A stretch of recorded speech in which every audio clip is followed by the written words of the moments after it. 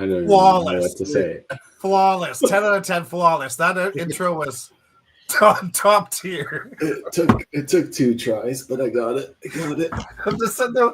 I'm like, this may have been the second time we ran it. The first time we didn't go live, but I'm just staring at that corner being like, you know what? Is it on my end? It's because Tim sent me a link in private chat that I was half reading when I was supposed to start the show, and I blame it on him.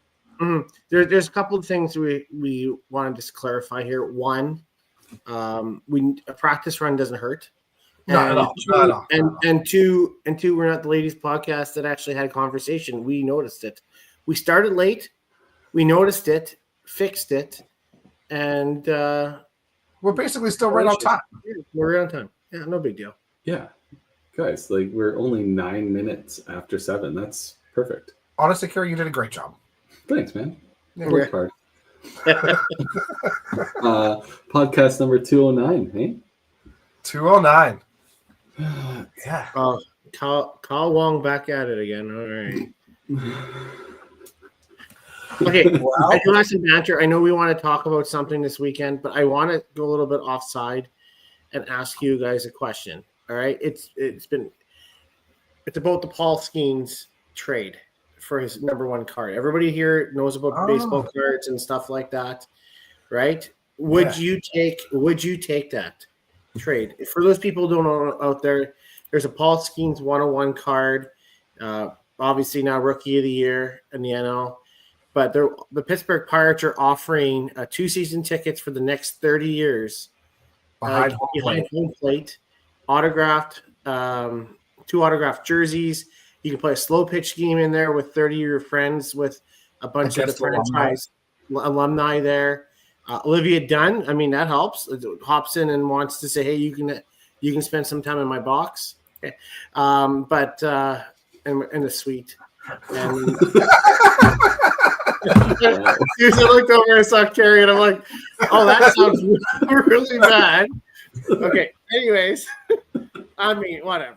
It is what it is. But it's open invitation, right? Open. But would you guys take that trade for 1? Yep. Yeah. Honestly, it's the first time that I've seen like an organization give something that like looks worthwhile, you know. But like for me, like I'm not in Pittsburgh. I really want to go and see PNC Park. I really do. But like I'm not in Pittsburgh. So if I take that, think about that.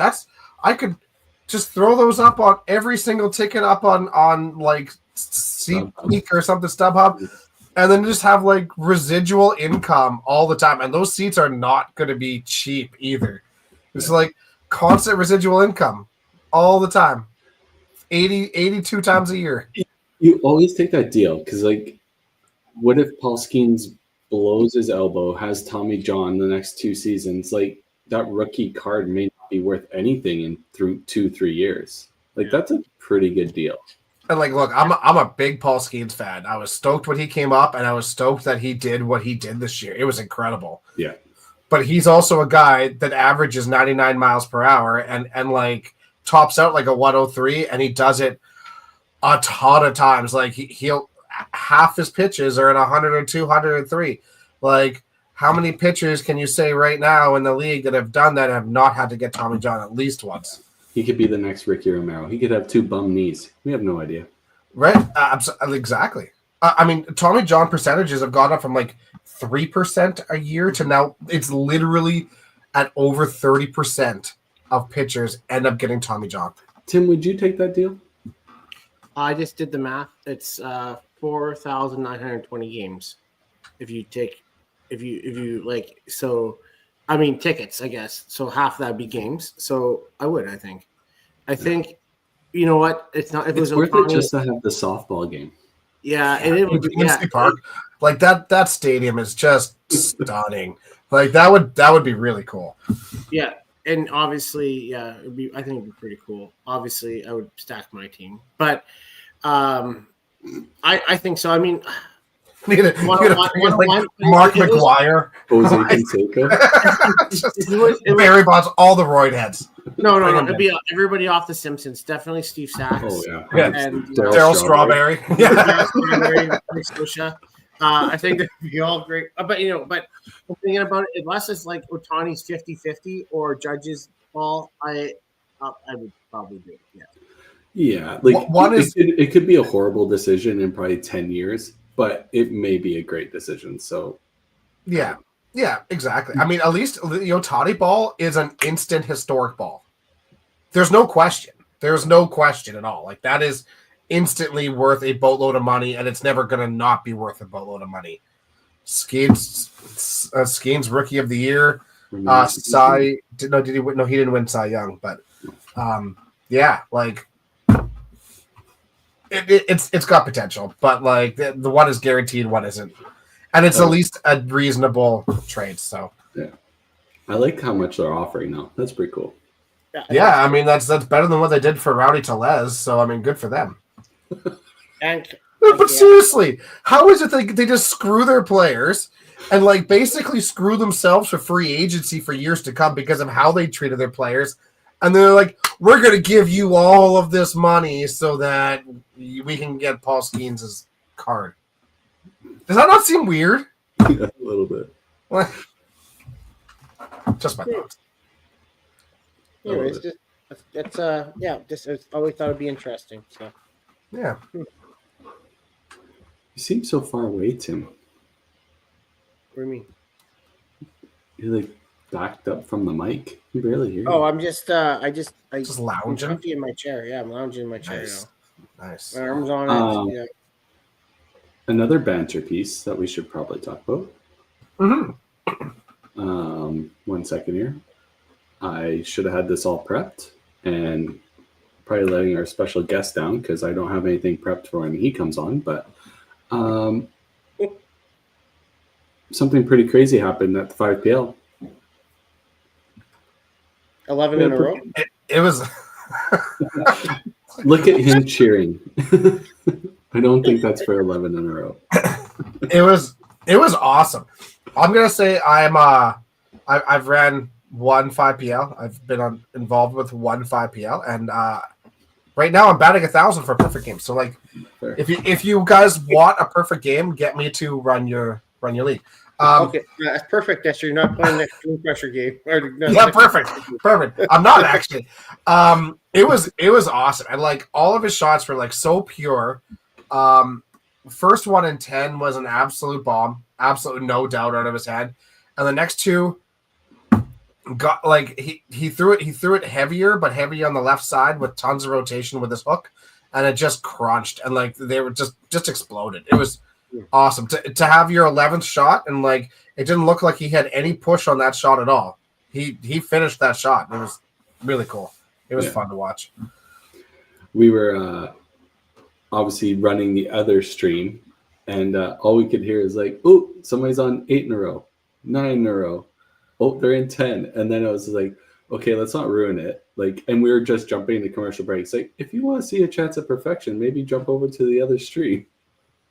Lots of people did too. Yeah. Lots of people did. Yeah. Cool. I mean, it's his second perfect game too, right? So, Plaza as well. Yeah, even more of a feat, right? So, I mean, it was great to see him do that. I think it was Steve Greenstein to comment is like, this is probably the first perfect game that you could see from like start to finish, every ball. Yeah. Yep. The only other one I can remember that could have happened would have been Kyle Young in BC, but he didn't. We did talk about that too on our stream. Yeah. I was like, oh yeah, what, didn't you almost have a perfect game? Oh no, it didn't happen. Well, and I like, you feel a little bit bad for Quebec because like they came out and they played great, and you can't defend against that. no, what it is. It is what it is. Well, and it was a good bounce back for the Storm Strikers because they had a rough go their first week. So yeah, it was good. They went 3-5 against the Northern Knockouts, losing that match, but then they come back and win 6-2 the next one. So that's good. Good bounce back week for them. The Cargill division just keeps splitting every week, so like nobody's running away with anything, which is all right. Yeah, that is okay. It's nice to see parody, honestly. Yeah. Yeah. I don't mind that at all. Yeah. Speaking of 5PL, we got a guest. Yeah. That is also part of the Manitoba Open, but is also on a 5PL team, the Dakota Dynamite. Let's bring him right in. Hey, Aaron. How's it going? Hello, I'm good. You are correct. I was left off the year 1 team. Don't blame them. Years 2 and 3, we've been on heaters. Dakota Dynamite. Love the team. Love the 5PL. I really like that format for whatever reason. It's the oddest thing. It sometimes is just you and like 7 of your teammates in a bowling alley, and there's no one around, and you're all fired up. And then open play starts to walk in, depending on the time of day that you're playing, and they're like, "What's going on here?" Yeah. Why are there cameras and why are there people yelling? Yeah, but I love it, and I love to see the expansion play in this year. I love to see that there's 13 competitive teams in each division, and safe to say I play in the league, but I'm a fan as well. Yeah. Amazing. Awesome.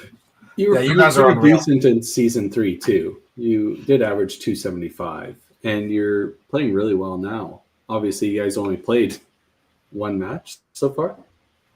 We played 1 match, and I think it was Northern Knockouts. It was tight through 7, and then we kind of ran away. We have 2 matches this Sunday. We actually play the Winnipeg Avalanche, who are playing out of Polo Park this year. Fun fact, last season, I came off the bench and won 4 or 5 matches, but the player that I replaced had a small lead, so they got the points. Yeah, that's Yeah. Yeah. We're known as a team. We do early pulls. Jimmy Llewellyn's our manager, and he basically says if you're not throwing strikes, you're toast. And actually, in our first match, I punched the first 2 frames, and I see Randy Morissette out of the corner of my eye getting ready to play, and I'm like, "Oh, that's in your head, right?" Do or die. No way, Randy threw a 10-bagger and finished that game. But it's a blast, honestly. Like I said that before, it's good times all around. Yeah, Aaron's averaging 388 right now, so like through 1 game.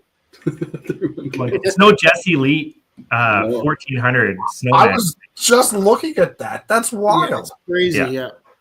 And similarly, like I've watched their matches, and like they're all earned strikes. So kudos to Jesse. And that's in St. James, right? That's at St. James, yeah, on the high side. Yeah. High house. In the den, yeah. Well, St. James, where the Manitoba Open is. That's right. Hey, What a You What were a segue. 1400 and basically walk backwards into a cut, should you like, at St. James Lanes next week. Could you imagine not making the cut with 1400 for your first 4? If anyone would do that, it'd be me. I'll just put that out there. I'm going to knock on wood. You won't do that. If anyone's going to get tight and start shoving the ball, it's me. yeah, but I mean, if the cut was 2,000 last year, even if it's it's impossible. You'd have It's 14 impossible. cuts. Obviously, I'm being silly. If we want to get into it, like I know cut projections is something you do. Maybe I'll save mine for later, but Yeah, we'll do that later. Yeah. just shows that if you throw a good working ball, you can score anywhere, because Jesse's just heavy backup, right? Like a couple of you, Dexter, you and Tim can relate to that. Just a real grinding backup, and he's got a great start for the Snowmen there. Yeah. It's been unbelievable. Well, We talked about this in the pre-show. This is water, just so everyone can see my dirty cup. It's actually straight Tiger vodka. He didn't know we could still see him in the background. I seen the Grey Goose bottle, so it's fine. Whew. Maybe. Fun fact, I am a teetotaler. I'm straight edge. I'm no fun. True story, for 7 years, honestly. And part of it was because I'm a terrible drunk bowler. Terrible. Among other things. But I started my business about 7 years ago, and we're 24/7 service, so I kind of gave it up. But Grey Goose is delicious. And to bring it back to Manitoba Open, we have a mega sponsor. We have Twisted Tea. Yeah, that's awesome. Event. And just something to get excited for, among other things, there's going to be a keg of Twisted Tea. A keg, you guys. Really crazy. I didn't even know that was a thing. Me neither. It's going to be a draft special on Twisted Tea. And I can only imagine what some of the crowd will end up getting up to on the Friday night.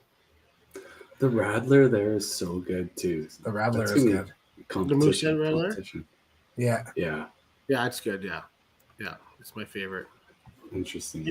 One of our key partnerships, like a big part of what I do for the tournament is kind of like awareness, ambassador, like some strategic planning and development, but a lot of sponsorship engagement. So finding sponsors, engaging them, kind of coming up with creative ideas to make their participation in this event a no-brainer.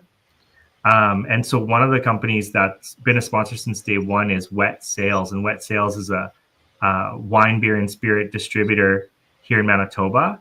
And they have the distribution rights for Twisted Tea. So big shout out to them. And that's kind of how we got them in. That's really cool. Yeah. Neat. Even though as professional as this tour has gotten and stuff like that, those side events and stuff, like, people love to indulge a little bit. And I think it's amazing that we have sponsors that are willing to help out with that and give the people what they want for those evenings, that they get to chill and relax and not be stressed out on the lanes for 5-6 hours. I think those events are like really important because like the rest of it is very serious. You know, it's nice to have like time where you can, you know, have a few drinks and enjoy your time with your friends, and rather than just like be super serious about bowling. You gotta have a balance. Blowing off some steam, right? Like I traditionally play in the Bakers with my three sisters. And it is a lot of fun. Like, it's something we look forward to and we do every year. And I think that's something it's interesting. It's something that I tell a lot of people about, you know, the opportunities that like we see each other, you know, if we're playing every event, fortunate enough to make like both nationals, we see each other 7 times a year. Which is interesting because like there's so much fellowship in the game, and I know it's a huge part of why I travel for tournaments. And it's hard to describe to someone how close you can be with people who live in other provinces that you only see 7 times a year, that you're trying to beat the crap out of on the lanes when you're there, right? So the events, the Bakers, the visits between shifts and everything really add up, and it's a big part of it beyond the seriousness of shooting a score and then playing against yourself and other people in the Sunday finals. Yeah. And 100%. Manitoba is known for something that I'll just politely call urinal loonies. And if you don't know what I mean, you can go find Ryan O'Callaghan on Facebook. You can add him. You can send him a direct message, and you can ask him what I meant.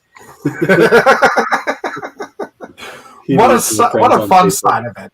Yeah. Yeah. Oh my God. We've talked about that story I don't know how many times. Obviously, we don't need to reiterate here on this one, but it's tradition, right? There's a few different traditions with the Manitoba Open. Like I believe this is the 3rd iteration of it, right? One of them at St. James, and it kind of faded away. It was resurrected at Dakota for a little bit, and is now back. And it's an interesting part of the tournament. And I think, you know, we'll talk about some format changes that we made this year. It's a good combination of tradition and then innovation. Like we're the youngest tournament on tour. We tend to be the lowest cut, the lowest participation, which I like to say gives you the best chance at money and points. But we're really a mix of, you know, when you're at St. James, like you're in the halls of some pretty legendary Manitoba bowlers, you know, like the Norm Shanises, the Kings, the Gled Hills, also just like even the second iterations, like you have some former champions. I think Greg Peteritis had won. You know, Rob Shanis ran both sides. Like there's being able to keep some of the traditions, some of them silly, but also just like honor the history, but contemporize the tournament, I think is something that will always be kind of a cultural theme to it. Yeah. So we joke about it, but there's a lot of tradition there to go with the newness of the tour. Yeah, for sure. And like, obviously, I've been lucky enough to be there the last 3 years of the tournament, and obviously going again this year. There's something to be said. Like, it is so close quartered in behind those first 10 lanes, and then you get into the den, and it's just almost feels like a completely different atmosphere. Mm-hmm. It's such a weird feeling, and as much as, well, apparently Jesse thinks the den is easy now. The den was a little bit harder, it seemed, in the past years. And you like literally walking into a totally different bowling alley, different atmosphere. If you have the bleachers up there, if they have the tables again, I'm not sure how that looks this year, but I love the lanes. I think it's a neat change to what we see at every other bowling center. Everything's so clean. It's the 16 lanes that have always been there. This is just something different, right? It's not the usual. Yeah. Cool. Yeah, quintessential bowling alley, basement bowling alley. What Carrie's talking about when you said den, I wasn't sure if you meant the lounge, which is also kind of stuck in the past. Yeah. Some updates this year, but you're talking about the high side. So there's a wall that runs between 10 and 11, and then 11 through 16 are on the other side of that wall, and it does kind of give the house. Sometimes houses have two sides, like a low side and a high side, either like Dakota or in this case, I would tend to agree. I think similar to Paradise, I feel like the middle scores really well, like kind of the 2 through 8. 9, 10 has their own little funk, and then kind of the den, if you will, can either like really make your shift or really eat you up for whatever reason. Subtle differences. Like I always find interesting thing about St. James Lanes. So Mike and Diane Devaney, they're the proprietors there, and Mike is such a technical guy when it comes to lane conditions, his equipment, and he's always kind of got his finger on the pulse of like, what am I going to do to try and help scoring? What am I going to do to try and make it a little bit tougher? And I don't play the Friday Night All-Stars, which is a very competitive league, 4-player teams, draft league, all 16 lanes. But a lot of people just acknowledge that he kind of has slightly different conditions each week. And I feel like from year to year to year to year, you also get a little bit different condition. Maybe there's more oil. It's traditionally quite dry. Other things that he does just to kind of make it so that there's still a lot of skill in the game. Like I wouldn't call St. James a speed house, and I also wouldn't necessarily call it, a slow rollers house either. Like I feel like it kind of fits all shots and all styles, and if you're on, you can roll it and you're good to go. I see Derek talking about the one-way mirror. So if you haven't been to St. James, there's also a lounge. And so when you walk in, you come down the stairs, you go left to the lanes, and you go right to the lounge. And lots of fun happens in the lounge. There's a bar, there's a bathroom. They actually have a huge bench that they put, like a booth bench, all along lane 1. And there's the one-way mirror, so you can actually look out and you can look like you're sitting on the lanes. Really good. Is it facing the lanes? Yep.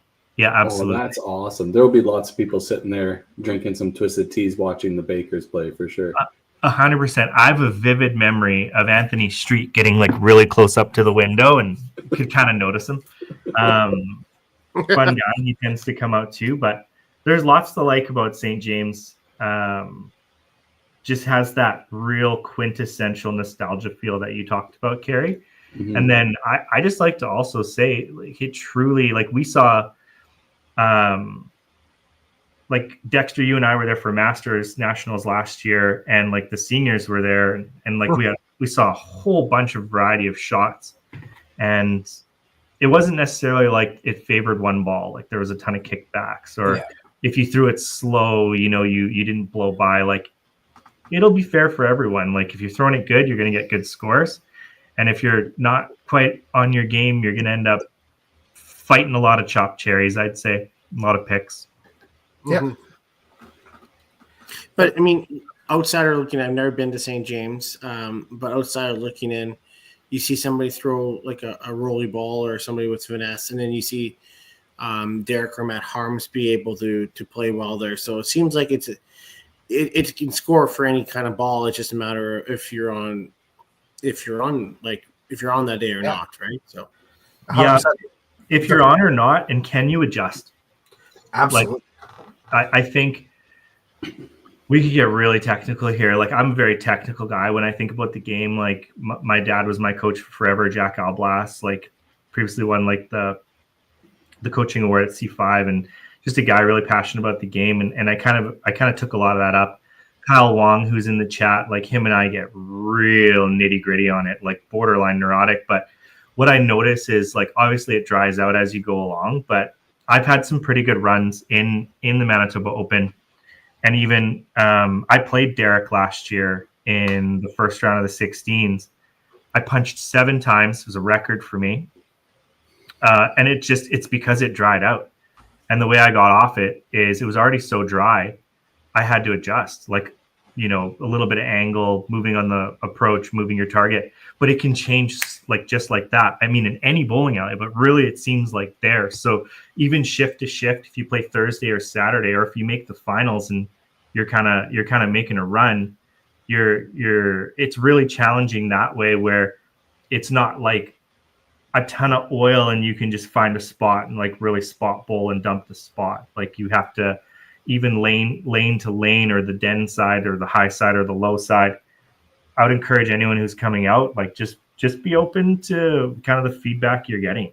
Like, if you're missing on your turn side, like it might be drying out. Or I often find there for me, if I'm playing great and I'm loving my shot and I'm really in a groove, all of a sudden I'll start punching, and that's when I have to be like, are you throwing it bad?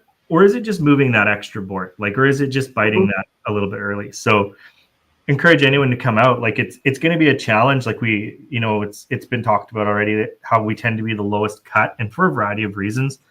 But you still got to play good to get that score. So I feel like, and like, I know you guys do projections later, I feel like this year we'll probably end up closer to like a 20-50, because we're top 40. We're not top 40. We can talk about format change. And it's playing a little easier this year. And I say that kind of tongue in cheek, because aside from really, I'd probably say the best scoring houses in Winnipeg right now would probably be obviously Dakota, 17-inch, and Chad's just got that place dialed, and it is the same lane to lane. Yeah. I'd probably say it's Dakota, Ross, Mare, and then maybe a toss-up between kind of St. James and Polo Park, because Polo's got new bands this year, and they're still getting worn in, and Mike's kind of got things dialed, like even on the Friday night, or you see Jesse's scores. So I feel like scores will be higher this year, just due to a combination of less players making the cut. We went from 48 to 40, which doesn't seem like a lot, but I mean, you guys know, like, so let's say you have 16 players, 20 players close to the bubble, they're within 30. Like, it's unbelievable. Yeah. Coming from the bubble boy in Calgary, like, I'm thinking I think if you shoot 20-50 early on Thursday or Friday, you're probably going to be kind of watching the scoreboard after the Saturday morning shift to see if you're going to want to play again or going to have to play again. I think, like, and let's touch on the format changes. And like you guys said, you're kind of notoriously the lower cut, and due to the time of year and obviously Winnipeg's location, the entries are usually that 20 entries, a little bit shorter than the other ones. So moving to a 40 cut, I think, is a huge gainer for you guys, because it's just going to increase your re-entry rate. I think players are going to realize, well, I can't just show up Thursday and shoot 20-30 and just think I'm going to make it to Sunday. Now they're going to be scoreboard watching and thinking about playing again, right? Yeah, a few different things. And so this came up really based on feedback. And like, thank you to everyone that, I talked to last year and this year. Our tournament committee, everyone on the tournament committee for the Manitoba Open, we each kind of have our own specialty. But we're all like 2 ears, one mouth. Like, we'll listen to anything anyone has to say. I think, we want to hold on to the tournament. We want to make the tournament as good of an experience as possible. But we also just want to hold on to it with a tight grip because we've lost it 2 times before, right? Like it's died 2 times before. So starting off, we wanted to really be an accessible tournament because the first year there wasn't WCBT sanctioned. It wasn't a tour event, and we wanted to make sure that, especially in the first few years, we wanted to be different in the sense that we were an accessible cut and to help the grassroots development within Manitoba and the local players. But a spinoff of that as it grew was you had people kind of sitting on these cut lines, not playing again, really shoehorning the Saturday shift once it was more clear what was going on.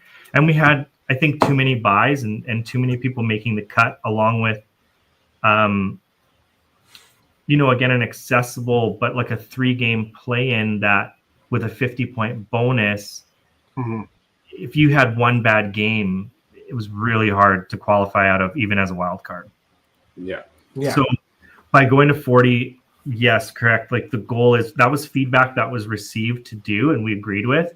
And the goal with that was to increase the reentries, but part of the way you increase the reentry is you reduce the entries, but you also can put some cut money back into the qualifying payout, which we can talk about later. And, it makes it worthwhile for you to play 2 times. Whereas if you played twice, you would probably get one of your entries back and then kind of have a 3-game shootout and kind of be hot or not on the Sunday morning. So now you can see the changes up there. So it's a top 40 cut with 8 bowlers getting a bye. Bowlers 9 through 40 will play in the quarterfinal, which is 8 groups of 4. They do a round robin 50-pin bonus style. The top 3 from each group and then 4 wild cards will join the top 8. So you take your top 3 from each group and then you take the next 4 highest scores. So that's something that makes our tournament a little bit different. And it's designed that if you're in the group of death, that you're rewarded for your good play. I do really like that. Yeah. I've qualified both as a wild card and winning my my pod. And I think I was in a pod with Sylvain, Alyssa, Kieran Pillai, who was on a run. They're like really hot last year at the Manitoba Open. I think 6 people made it out of our pot of 8 with wild cards. So from there it goes to semifinal. So your semifinal, basically, if you make the top 8, you get a bye into the final 24.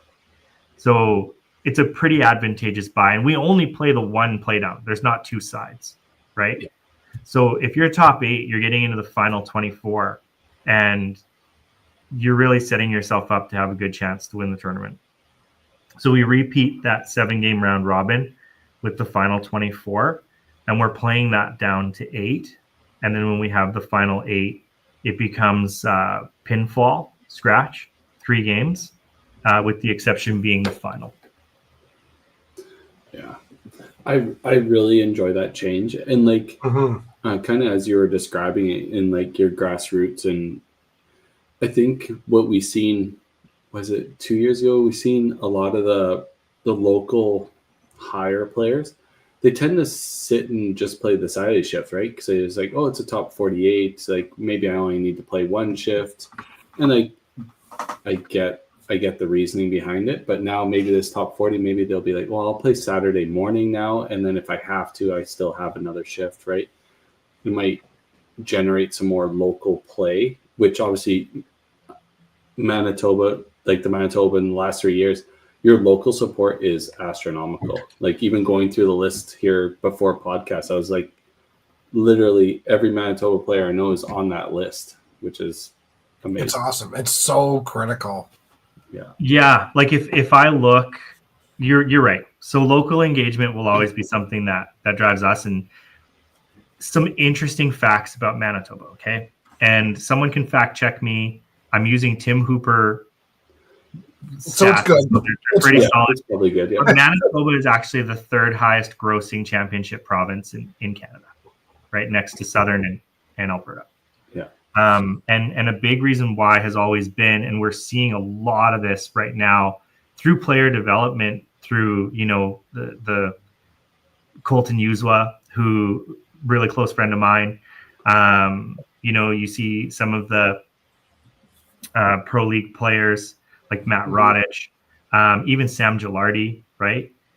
Who had come up through already. Like we've seen two kind of waves of young players. Tyler Van Dale plays on Dynamite with me. Brooke Goulet, obviously, right? Andrea, like Jana, like lots of generations of players. We're really tight.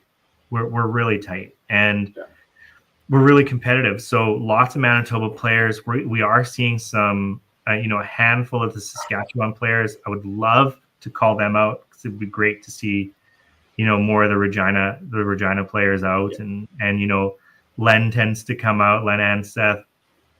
Lonnie, I think, has come out before. Brad Mowens is on the list this year. Decent amount of Northern Ontario as well, like Taylor Michelle, Greg DeGrazia. Really good, solid contingent coming out from Alberta. You know, I think we all like to get along. I know Tim, you and Scott Barber have some history, some good-natured history. So like we love the Alberta players, the Edmonton Bowlers. There's always been some camaraderie there, and we get some Quebec bowlers as well.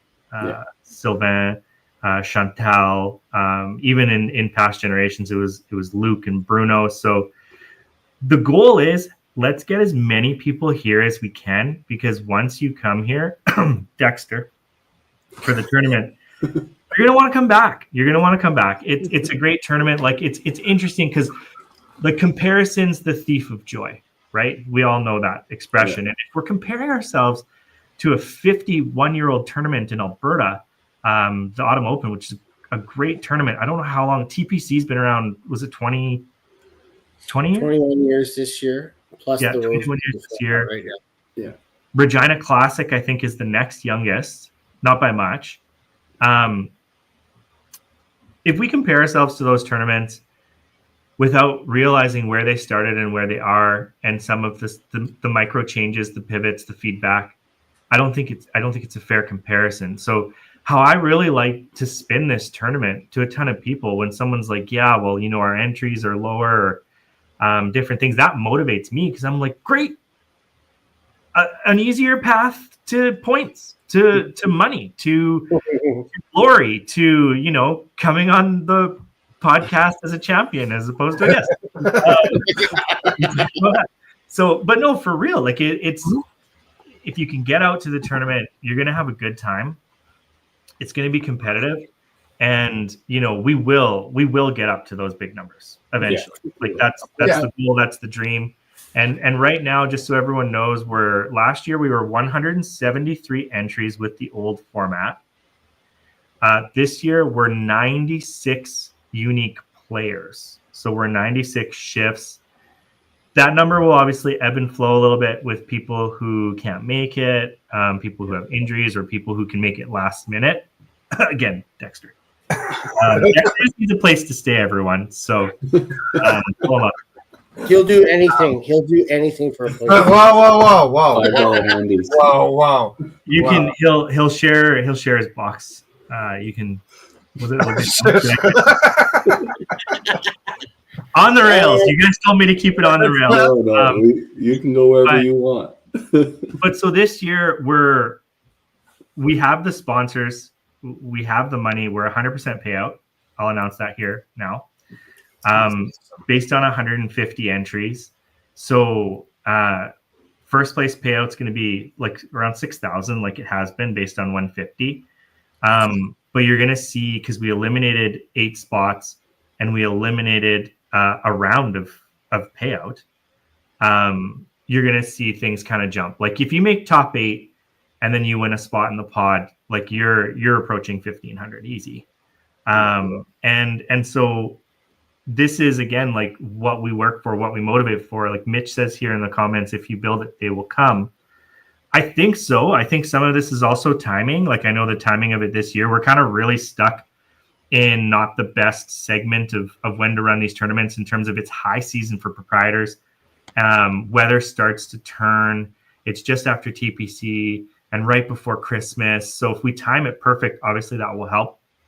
And I think we're competing with some provincial championships in Ontario and in some other locations. But the dream is you have this framework, you build it, you create this environment, you get word of mouth. Of course, you get lucky a little bit with your timing and your years, and you get new unique entries. They come, they have a blast, they see what we're all about, and the money's there. Like let's just like not beat around the bush or the elephant in the room, right? Like if you're traveling, it's expensive. So coming to a tournament to have a chance to break even, line your pockets, there's a combination of motivations. There's glory, there's self-actualization. You're competing against yourself. You want to meet your goals, but there's also money and tour points. Like, and we're working on having the money side of things taken care of through sponsorships and through, Mike and Diane are the proprietors, and they're also on the planning committee, like making sure that it's fair for everyone, that we have 100% payout. We raise enough funds.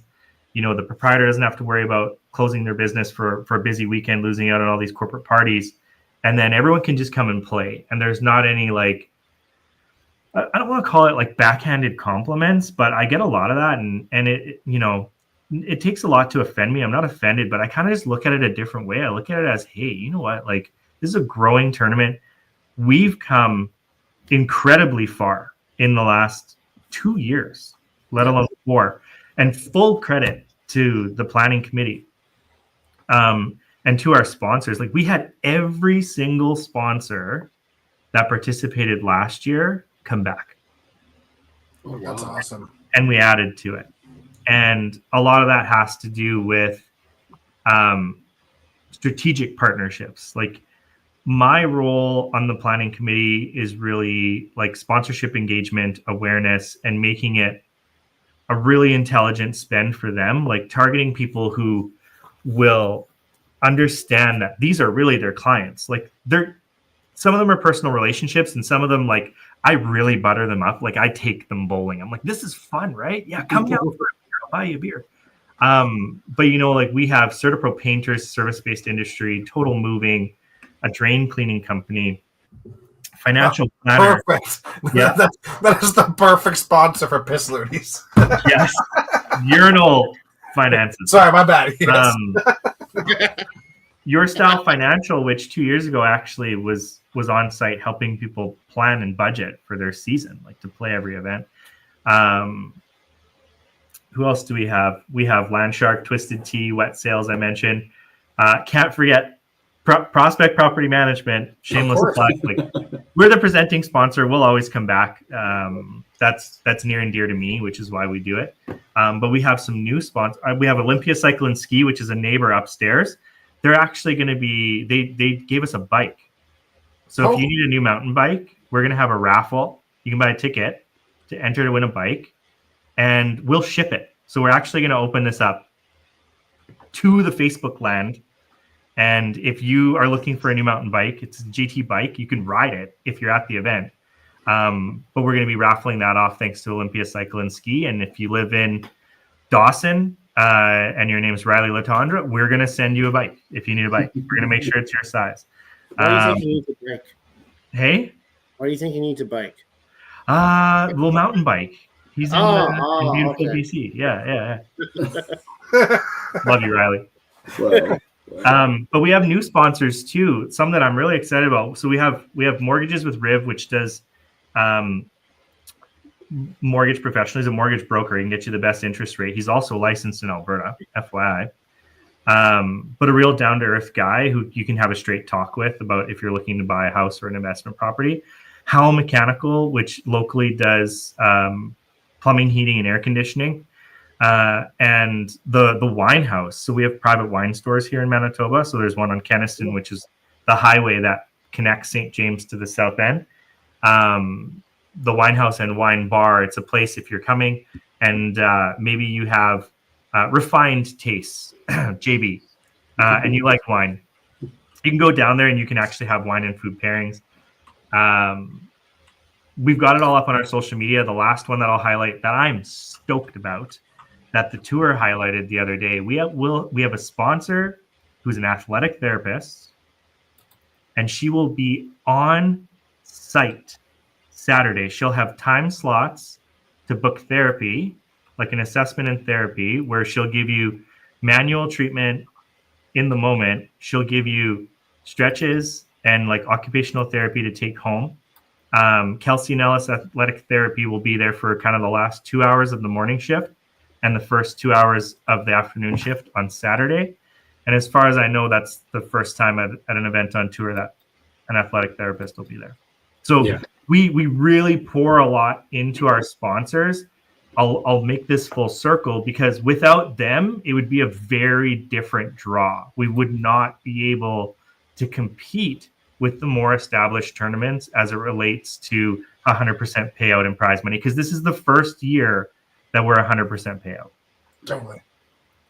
It's amazing, Aaron, what you guys have done on the sponsorship side, obviously under your, I would say, your leadership of garnering that sponsorship and pushing the tournament forward. Like every time I run into you the last couple of years, we've always had a conversation about the Manitoba Open, what it's looking like, how you guys are feeling about it and stuff like that. And it's one I'll always come back to.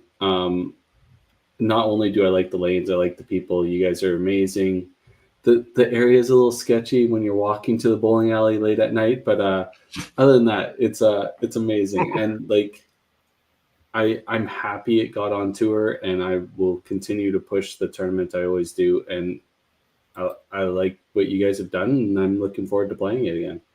So, I don't know the neighborhood you live in your city, but it's one of the nice neighborhoods in Winnipeg. St. James is called Sunny St. James. You know what? Okay, so next year maybe we will donate a raffle for a one-way flight to Thompson, guided tour with Ryan. There we go. Yeah. Then we'll see what we're actually. Winnipeg itself has a lot of hidden beauty, even in December, but not the best reputation. Just on the sponsors again, one really interesting thing that we're doing, and we're going to be live streaming it next Tuesday. We're actually hosting a business-to-business networking opportunity for our sponsors, and they're going to be participating in a tournament called Last Sponsor Standing. So we're actually going to have them. We're going to test out some of the streaming, some of the video for the tournament, but we're going to have a bunch of non-bowlers, but extremely competitive and athletic folks vying for the title of Last Sponsor Standing. That's awesome. Yeah, tune in for that. And I wasn't sure when we came up with this how much engagement we would get, but it looks like we're easily going to have like 8 to 12, like almost all our sponsors will be there.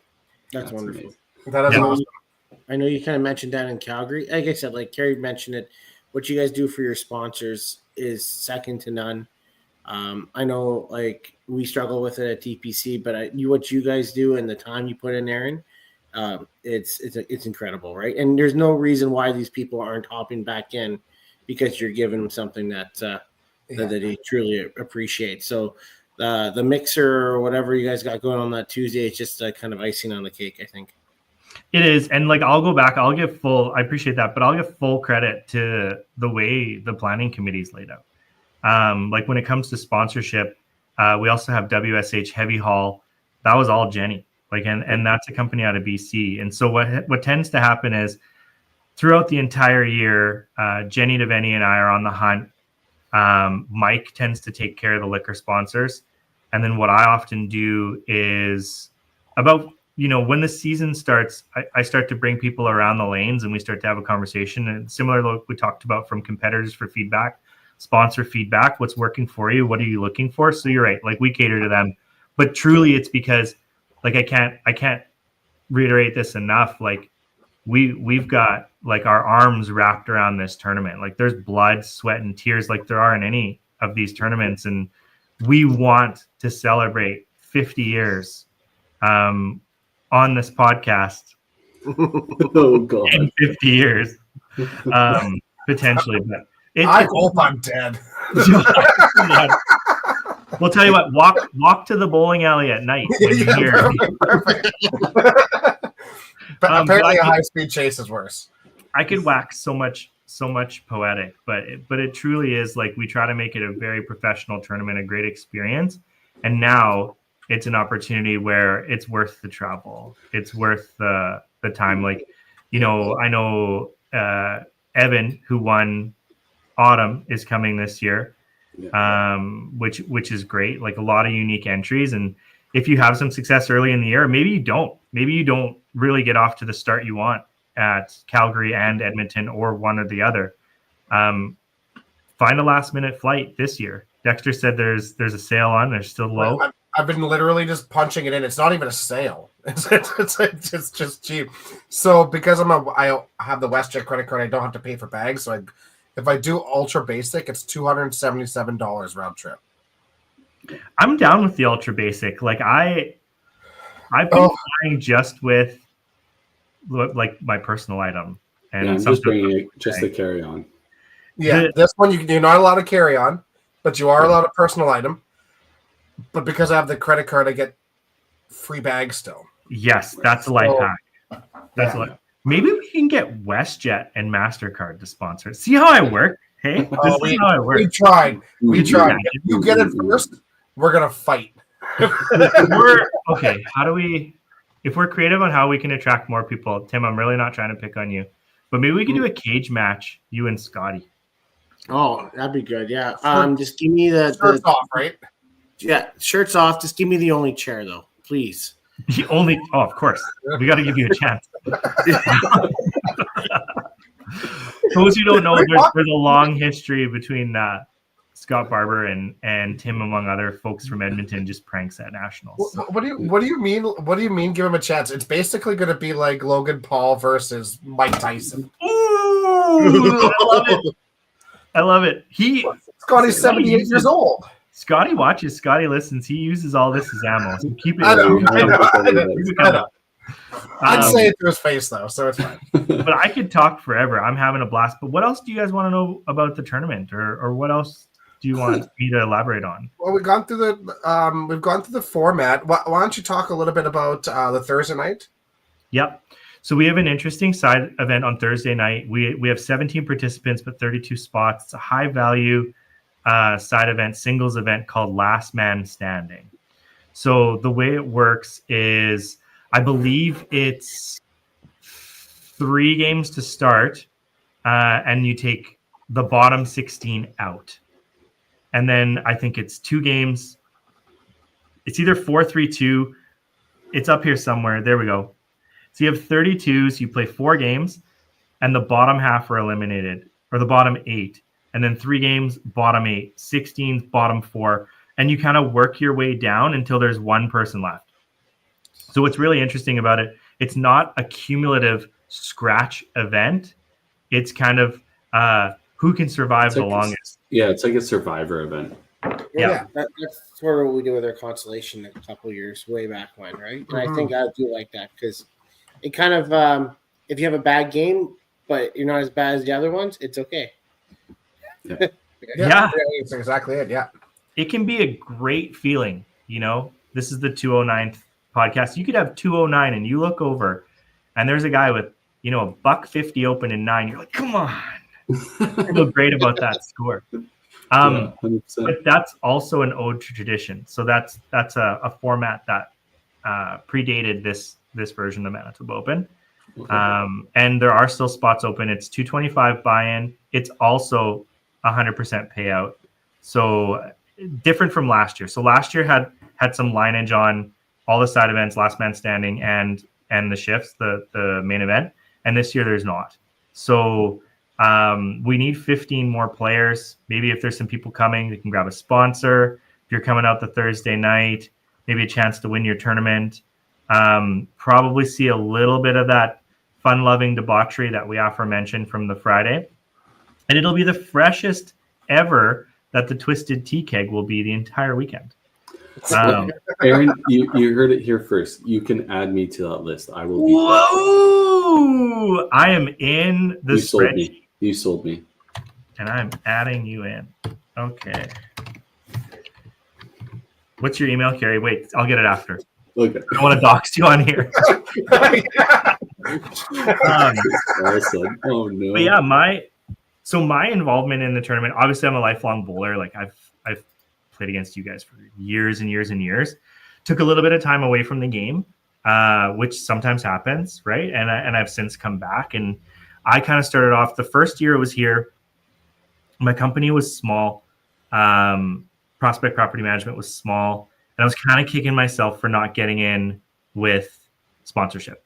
And it was just in my mind all year. So year 2, the title sponsor left, and I jumped all over it. And then I don't know, I have this passion for kind of like problem solving, strategy, and planning, and I really like to see things succeed, and I really like service. So it kind of fit, and so I kind of just stuck my hand up as well when it came to helping plan the tournament, even year 1, and it's kind of stuck. So huge shout out to like Derek Sanderson, Jenny Deviney, Amanda Deviney, Trevor Cook, Daniel Sims, all the volunteers. You know, we have Dwayne Gilardi's involved with some competitive feedback and ambassadorship. Obviously, Mike and Diane, we couldn't do it without them. And I'm so proud. Like, it sounds bizarre. Like, we're a young tournament, and you've heard some of the highlights here, and I'm just really proud, and I would encourage and challenge anyone who's thinking about coming out to really give it a shot, and there'll be something about it that you fall in love with and that you'll want to come back, and it's only going to help grow the sport, grow the tour. And I feel like we've seen across the board, locally and nationally, a huge increase in our competitive youth coming out of the youth ranks into the adult ranks. So you guys may have the best youth coming out of YBC around the country, no question. It's a win-win. Will Thompson coming out, and if you can pull it off, come on out, and I can guarantee you that you'll be back next year, and that's kind of what we want. So yeah, and we've said it before, and I think it was me and Dex. We were out there the first year, and just the uniqueness of the wild card system. You guys added your own twist to a tournament format that obviously isn't available in any of the other tournaments. So you already set yourself apart just in that small feat alone. And then the tournament is just so young. Like, even though it has a very rich history, like we all know, we hear the stories of the Manitoba Open of the past. But unfortunately, I wasn't quite old enough to play in it, or when it was running. I think we had Masters or something on the same weekend there for a while. And to hear it come back and play it every year since it's come back, like I said, it's a staple on tour, and it always should be. And the Manitoba Open has a place, and I'm sure in the Gino Zbars, the Tom Pattersons, all the guys that used to play that event, right? We hope that it becomes that way for everybody that plays now, right? The Manitoba Open is a spot that you should be at, right? Oh yeah, love it. Does Gino have a computer? I feel like he'd be tech savvy. Maybe. Yeah, but he's not going to watch this. How do we get him this? Like that was probably the dumbest thing you've said this entire podcast. I want him to come back.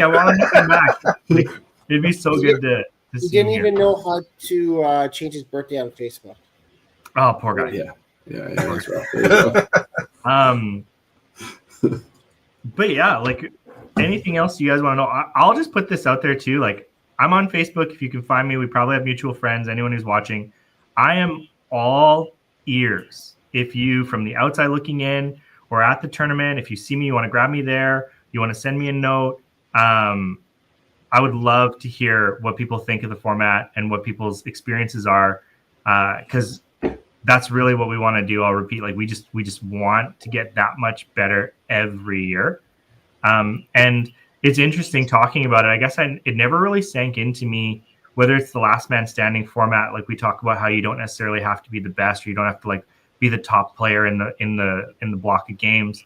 Like, even with the wild card, like, I don't think there really is any other tournament where you can be like not top in your pod and still make it through, right? Like, it kind of makes it to, like, really it should always be every ball counts, but really every ball counts. Like, I remember one year I made it out of the 3-player play-in when we still had it by 3 points, because Cam Boone and Mark Johnstone sawed off 25 points each.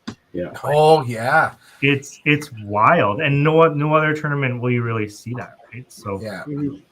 but And I truly believe, like, honestly, the way your format is, even Red Deer's format, Calgary's, honestly, your best player will come out and win that week. 100%.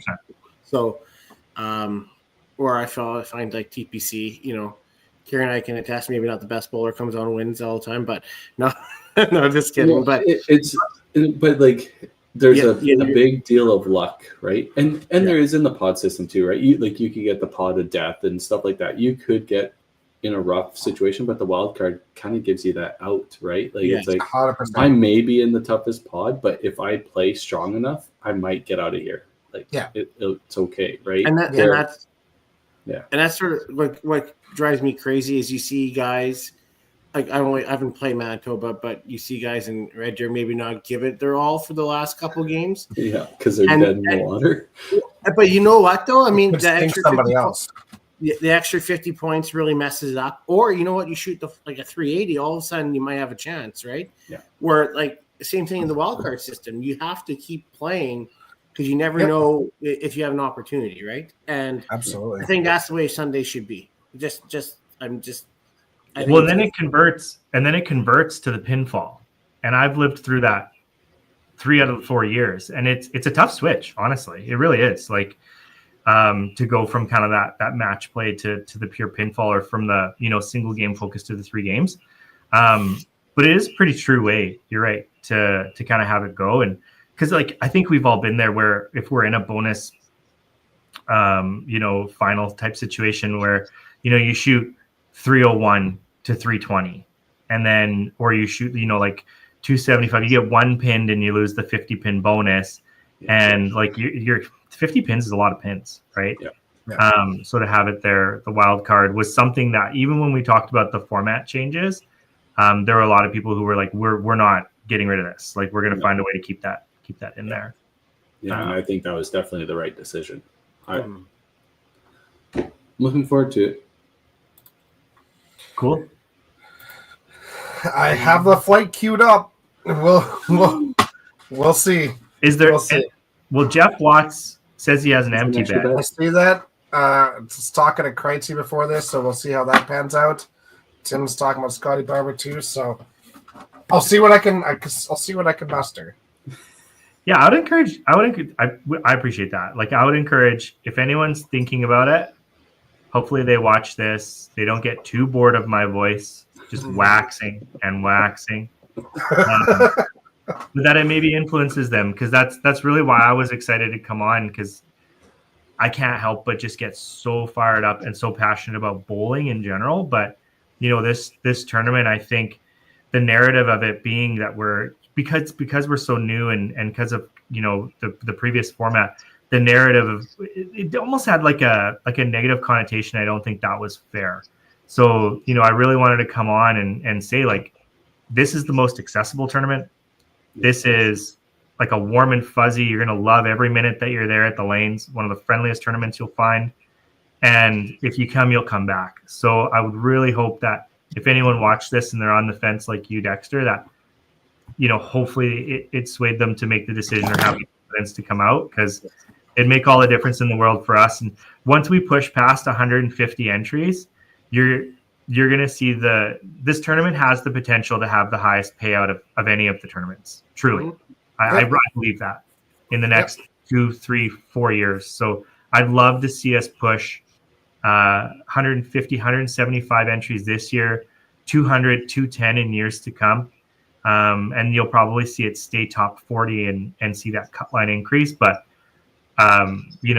ideally we're competing with like maybe the old glory days at KG, like a 10K first place. Like maybe I'm out to lunch, but that's what everyone can count on me and the committee working on go forward. Cause I really think that we've got something special. We have a really great foundation, and that the tournament will be fantastic this year, and that will continue to grow every year.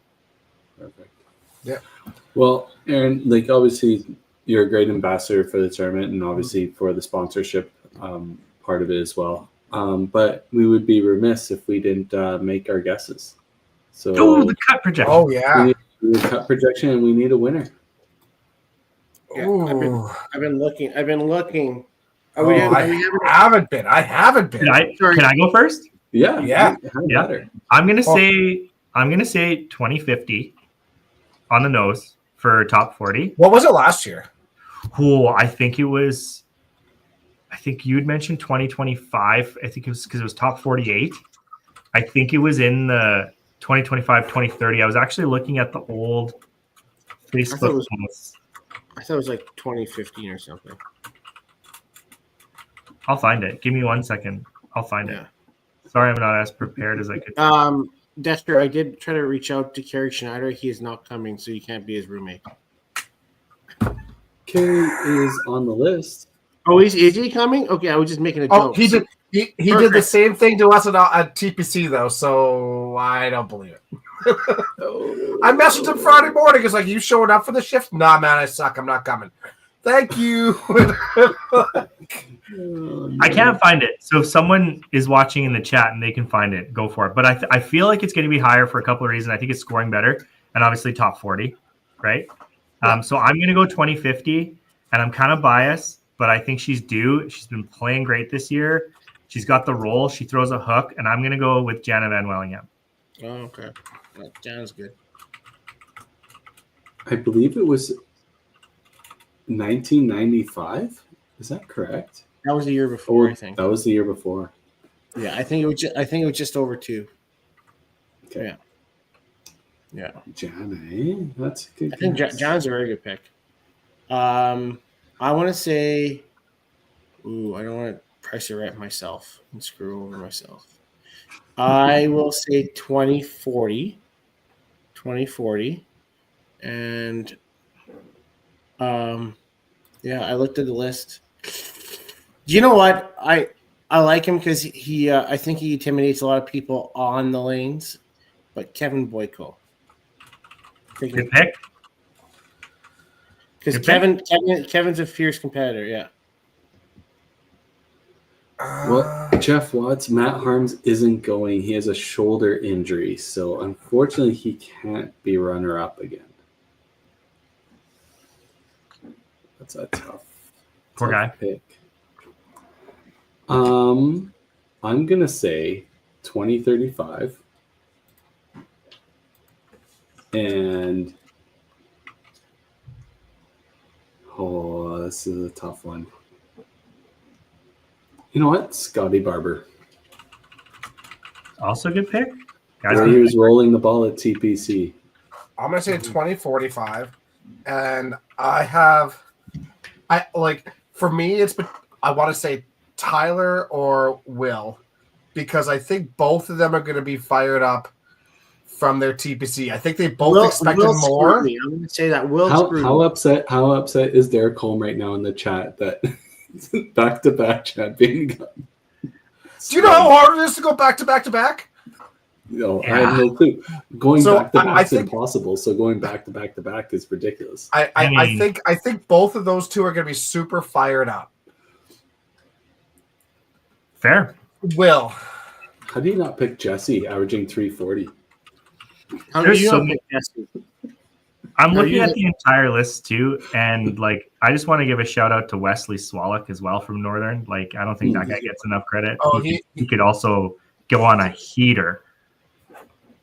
He's phenomenal. He is phenomenal. Do you know what, Derek needs to wear another shirt for Tour Finals, right? When he came out down there and lost. I remember that. That was really good juju. Yeah. All right. Picks are in. And what about top 8? What about top 8 cut? Should we go there too? Well, that's gonna be tough. I'm just gonna go with 2200. Oh, 2200. Oh, geez. For top 8. The buy. I think 2230. Oof. Okay. Sorry, 2230. And sorry, Aaron, what did you say? I'm going 2200 on the nose.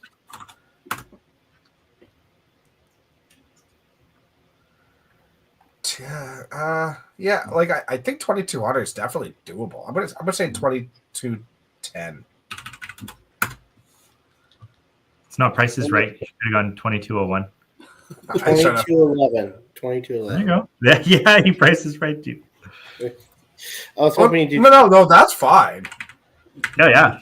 That's It'll fine. be there. Like a top 8 buy. That's a pretty exclusive buy. Yeah. So Yeah. Yeah. Beautiful. okay. Cool. Well, all right. Are we good to shut this one down? Aaron, you did great. Yeah. Thank you. Yeah. Honestly, guys, this is so much fun, and I appreciate it so much. Like, We'll have you back on to hear your actual story. Yeah. sure, Yeah. sure. You let me know. I would feel honored to come back. We will have you on. But we'll have you on after you win. That's right. Yeah. Fired up. No, that'll be good. But truly, I'm happy to come back. This was so much fun.